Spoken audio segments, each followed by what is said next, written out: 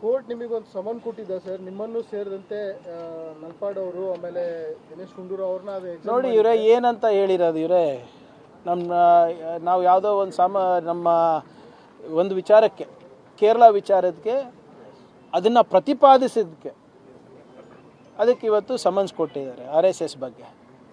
ನಾನೇನು ಸೃಷ್ಟಿ ಮಾಡಿಲ್ಲ.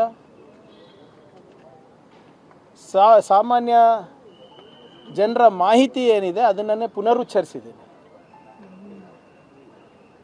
ಕೆಲವು ಪತ್ರಿಕೆಗಳಲ್ಲಿ ಏನು ಬಂದಿದೆ ಅದನ್ನು ನಾನು ಪ್ರಕಟಣೆ ಮಾಡಿದ ಹೊರತು ಇವು ಯಾವುದೂ ಇನ್ಫಾರ್ಮೇಷನ್ ನಂದಲ್ಲ. ಒಬ್ಬ ಕೇರಳ ಮೂಲದ ವ್ಯಕ್ತಿ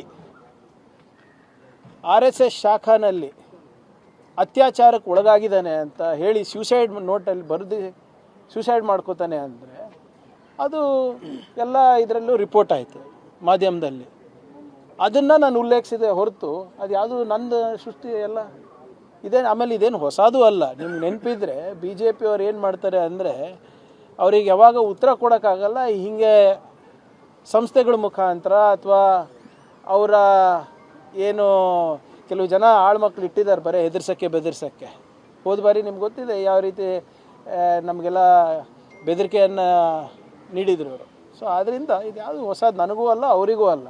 ಏನಿದ್ರು ನಾನು ಸಂವಿಧಾನವನ್ನು ಪಾಲನೆ ಮಾಡ್ತೀನಿ, ಕಾನೂನನ್ನು ಪಾಲನೆ ಮಾಡ್ತೀನಿ, ಕೋರ್ಟ್ ಆದೇಶ ಏನಿದೆ ಅದನ್ನು ಪಾಲನೆ ಮಾಡ್ತೀನಿ. ಆದರೆ ನಮ್ಮ ದೇಶದ ಕಾನೂನು ಮತ್ತು ಸಂವಿಧಾನ ಪಾಲನೆ ಮಾಡೋದು ನಂದು ಒಬ್ಬಂದೇ ಜವಾಬ್ದಾರಿನ ಏನು RSSದು ಕೂಡ? ಅವರಿಗೆ ಸಪ್ರೇಟ್ ಕಾನೂನು ಇದೆಯಾ? ಅವರಿಗೆ ಸಪ್ರೇಟ್ ಸಂವಿಧಾನ ಇದೆಯಾ? We will go. ಇದೇನು ಕರೆದಿದೆ ಕೋರ್ಟ್ ಸಮನ್ಸ್ ಕಟ್ಟಿದ್ದು ಹೋಗ್ತೀವಿ. ಯಾವುದಕ್ಕೂ ನಾವು ಅಂಜವರಲ್ಲ, ಏನಿಲ್ಲ. When I have the constitution with me, I have nothing to fear.